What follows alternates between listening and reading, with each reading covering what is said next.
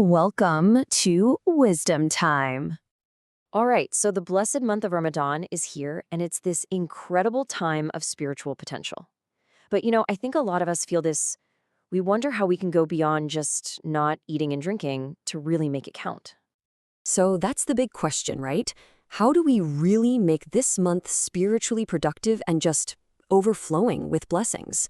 Well, in this explainer, we're going to dive into 6 powerful keys, all drawn from prophetic wisdom that can literally transform our Ramadan experience. Okay, so here's our roadmap. We're going to kick things off with the absolute foundation, the fast itself. Then we'll talk about how to protect it with what's called a shield of angelic conduct. After that, we'll see how fasting is an exercise in true patience, how we can deepen our connection through night prayers, rediscover the Quran, and finally, open up the floodgates of blessings with charity. You ready? Let's get started. All right, key number 1, the foundation. We're starting with the absolute bedrock of Ramadan, and that's the obligatory fast. Look, for every healthy adult, this isn't just one good deed you can do. No, it's the single most auspicious, most powerful act we can perform to get closer to God this month. It's the starting point for everything else. And just listen to this. Whoever fasts a day in the way of Allah, Allah will place a trench between him and the fire as wide as the distance between the heavens and the earth. I mean, wow. The thing that gets me here is just the sheer scale of that reward. We're not talking about some small fence. The Prophet, peace be upon him, is describing a trench as wide as the heavens and the earth. It's almost impossible to imagine. And that just shows you how much value God places on a single day of sincere fasting.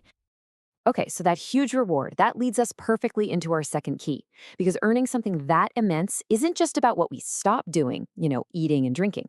It's really about who we become in the process. And this is where we get to this amazing concept of the fast as a shield. And this is so important.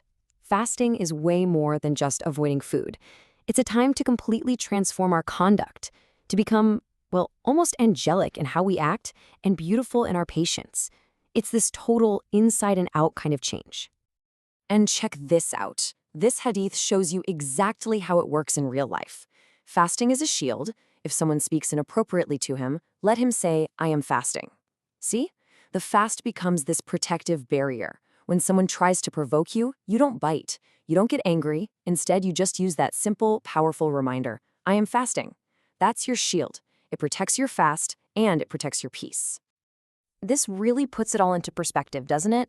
On one side, you've got the spoiled fast. This is when someone's fasting, but they're grumpy, lazy, getting into arguments, and sadly, that just chips away at the reward. But on the other side, that's the goal, the shielded fast, where you're angelic, calm, responsible, and gentle. This is how you protect that incredible reward we were just talking about. So this whole idea of a shielded fast, it flows right into our third key, which we're calling the exercise. Because let's be real, protecting our fast, especially when we're hungry and tired, it's not always easy. It takes work. It requires us to build a specific spiritual muscle. And that muscle is patience.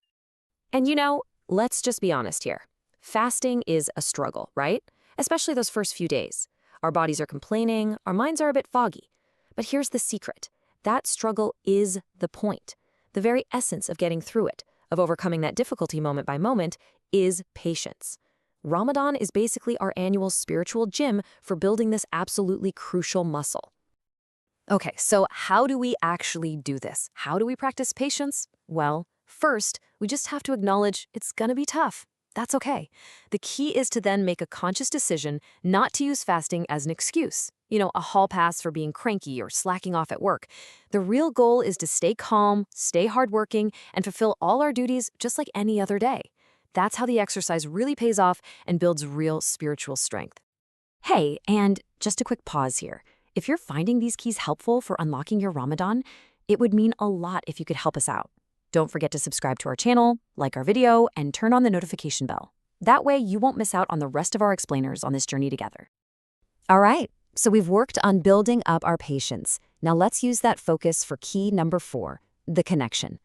This is all about strengthening our direct line to God through those special night prayers of Ramadan, especially Tarawih. So here's a term that's really useful to know, qiyam al-layl. It literally just means standing in the night. And it's this beautiful general term you find in the prophetic traditions for all voluntary night prayers. It helps us see that Tarawih isn't just some standalone thing. It's part of this long, cherished tradition of worshiping at night. Okay, so let's talk about the number of prayer units or rakats for a second. You'll hear different numbers, right? The traditional origin is 20, some people pray 8, but here's the most important thing to remember. It is a voluntary prayer. Since it's voluntary or nafil, any amount you pray, seriously even just 2 rakats, is accepted and has this immense reward. The real focus is on showing up and making that connection, not getting bogged down in counting. And this brings us to key number 5, which is really the heart and soul of Ramadan. Its deep, inseparable connection to the Quran.